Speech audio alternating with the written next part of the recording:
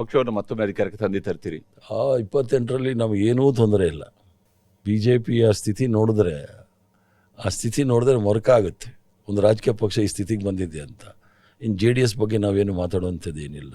AICCಯ ಪ್ರಧಾನ ಕಾರ್ಯದರ್ಶಿಯಾಗಿದ್ದು ಕೂಡ ಬಹಳಷ್ಟು ಕಡೆಗಳಲ್ಲಿ ಅಧಿಕಾರವನ್ನು ಬದಲಾವಣೆ ಮಾಡಿಸಿರುವಂಥದ್ದು, ಮುಖ್ಯಮಂತ್ರಿ ಬದಲಾವಣೆ ಮಾಡಿಸಿರುವಂಥದ್ದು, ಇವುಗಳೆಲ್ಲವೂ ಕೂಡ ಬೇರೆ ಬೇರೆ ಹಂತಗಳಲ್ಲಿ ನಡೆದಿದ್ದಾವೆ. ಅದರಲ್ಲಿ ಬಹುತೇಕ ನಾಯಕರುಗಳು ಒಂದೋ ಪಕ್ಷ ಬಿಟ್ಟು ಹೋಗಿದ್ದಾರೆ ಅಥವಾ ಹೊಸ ಪಕ್ಷ ಕಟ್ಟಿದ್ದಾರೆ. ಈ ರೀತಿಯಾಗಿ ಎಲ್ಲ ನಡೆದಿರುವಂಥದ್ದು ಕಾಂಗ್ರೆಸ್ನಲ್ಲಿ. ಯಾಕಂದರೆ ಕಾಂಗ್ರೆಸ್ನಲ್ಲಿ ಮುಖ್ಯಮಂತ್ರಿ ಬದಲಾವಣೆ ಆಯಿತು ಅಂತ ಹೇಳಿದ್ರೆ ಒಂದು ಹೊಸ ಪಕ್ಷ ಸೃಷ್ಟಿಯಾಯಿತು ಅನ್ನುವಷ್ಟರ ಮಟ್ಟಿಗೆ ಅಲ್ಲಿ ನಡೆದಿದೆ.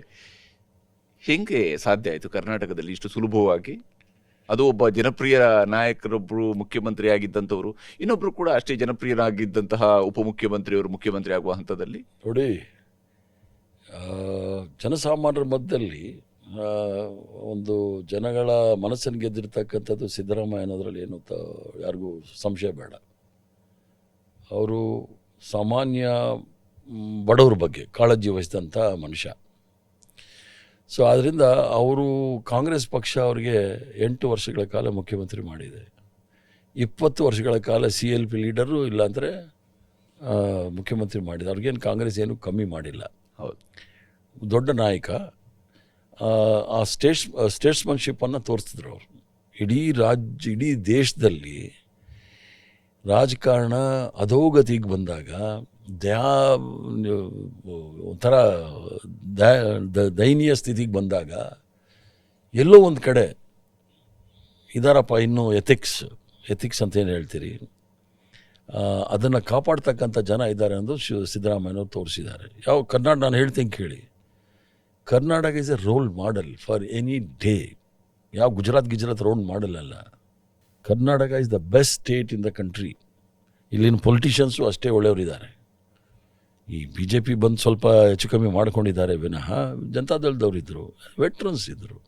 ಈ BJPನಲ್ಲಿ ಒಂದು 2-3 ಜನ ಇದ್ದರು, ಅವ್ರ ಕಾಲ ಮುಗೀತು. ಇವರೆಲ್ಲ ಬಂದಿದ್ದಾರೆ. ಅವ್ರದ್ದು ಏನಾದರೂ ಮಾತಾಡ್ತಾರೆ ಕೇಳಿ ನೋಡಿ. ಸೆಗಣಿ ತಿನ್ನು, ಗಂಜಲ ಕುಡಿ, ಇವೆ ರಾಜಕಾರಣದಲ್ಲಿ ಅದೆಲ್ಲ ಬರೋವಂಥ ವಿಚಾರಗಳಲ್ಲ.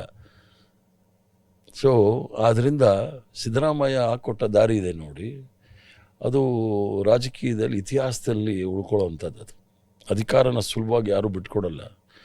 ತಾಲೂಕ್ ಪಂಚಾಯತ್, ಜಿಲ್ಲಾ ಪರಿಷತ್, ಗ್ರಾಮ ಪಂಚಾಯತಿನ ಬಿಡೋದಿಲ್ಲ, ಸುಪ್ರೀಂ ಕೋರ್ಟ್ವರೆಗೂ ಬರ್ತಾರೆ.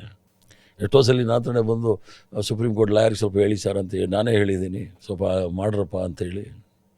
ಸೊ ಅದನ್ನು ಬಿಟ್ಕೊಟ್ಟಿರೋದಿದೆ ನೋಡಿ, ಅದೊಂದು ಹೊಸ ಅಧ್ಯಾಯ. ಅದು ಸಿದ್ದರಾಮಯ್ಯನ ಕೈಯಲ್ಲಿ ಮಾತ್ರ ಆಯಿತು. ಸಿದ್ದರಾಮಯ್ಯ ಅವರು ಯಾವ ಕಾರಣಕ್ಕೆ ಅಷ್ಟು ಸುಲಭವಾಗಿ ಬಿಟ್ಟರು ಅನ್ನೋದು ನನಗೆ ಗೊತ್ತಿಲ್ಲ. ರಾಹುಲ್ ಗಾಂಧಿ ಮೇಲೆ ಗೌರವದಿಂದ ಬಿಟ್ಟಿರ್ತಾರೆ ವಿನಃ ಬೇರೆ ಏನು ಕಾರಣ ಇರಲ್ಲ. ನಿಮ್ಮನ್ನ ಸಿದ್ದರಾಮಯ್ಯನವರ ವಿರೋಧಿ ಅಂತೇಳಿ ಗೊತ್ತಿಲ್ಲ ನಮಗೆ, ಆಂತರಿಕವಾಗಿ ನಿಮ್ಮ ನಡುವೆ ಹಿಂಗಿತ್ತು ಕಾಂಬಿನೇಷನ್ ಗೊತ್ತಿಲ್ಲ, ಅದು ನಿಮ್ಮ ವೈಯಕ್ತಿಕ. ಆದರೆ ಬಹಿರಂಗವಾಗಿ ಅಂತೂ BK ಹರಿಪ್ರಸಾದ್ ಅವ್ರನ್ನ ಅನೇಕ ಸಂದರ್ಭಗಳಲ್ಲಿ ಬಹುಶಃ ನೀವು ಅದನ್ನು ಕೇಳಿಸ್ಕೊಂಡಿರ್ತೀರಿ, ನಿಮ್ಮನ್ನ ಸಿದ್ದರಾಮಯ್ಯನವರ ವಿರೋಧಿ ಅಂತೇಳಿ ಬಿಂಬಿಸ್ಕೊಂಡು. ಆದ್ರೆ ಸಡನ್ ಆಗಿ ಸಿದ್ದರಾಮಯ್ಯ ಮತ್ತು BK ಹರಿಪ್ರಸಾದ್ ಇಬ್ರು ಜೊತೆಯಾಗಿ ಓಡಾಡೋದನ್ನ ನೋಡಿದ್ರು. ಇಬ್ರು ಒಬ್ರಿಗೊಬ್ರು ಬಹಳ ಹತ್ರ ಆಗಿದ್ದಾರೆ ಅಂತೇಳಿ ಅಂದ್ಕೊಳ್ಳೋಕೆ ಶುರು ಆಯ್ತು.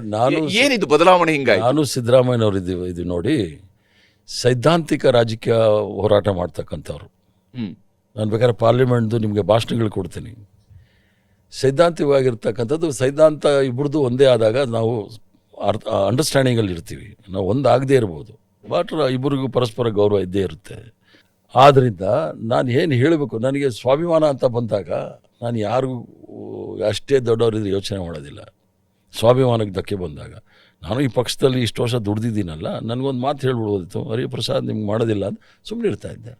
ಜೋಕರ್ ಮಾಡೋಕ್ಕೆ ಹೋದರೆ ನಾವು ಬಿಡ್ತೀವ ಅಷ್ಟೇ, ಬೇರೆ ಏನೇನಿಲ್ಲ. ಸ್ವಾಭಿಮಾನಕ್ಕೆ ಧಕ್ಕೆ ಆದಾಗ ಮಾತಾಡಿದ್ದೀವಿ, ಇಲ್ಲ ಅಂತಲ್ಲ. ಆದರೆ ಸೈದ್ಧಾಂತಿಕವಾಗಿ ಇಬ್ಬರದು ಒಂದೇ ಯೋಚನೆ ಇರೋದ್ರಿಂದ ವೈಯಕ್ತಿಕವಾದ ದ್ವೇಷ ಏನೂ ಇಲ್ಲ. ಇಬ್ಬರಿಗೂ ವೈಯಕ್ತಿಕವಾದ ದ್ವೇಷ ಇಲ್ಲವೇ ಇಲ್ಲ. ಅದು ಯಾವುದೇ ರಾಜಕಾರಣಿ ಜೊತೆನೂ ಇಲ್ಲ. ಆ ಥರ ನಡ್ಕೊಂಡು ಹೋಗ್ತಾ ಇದೆ.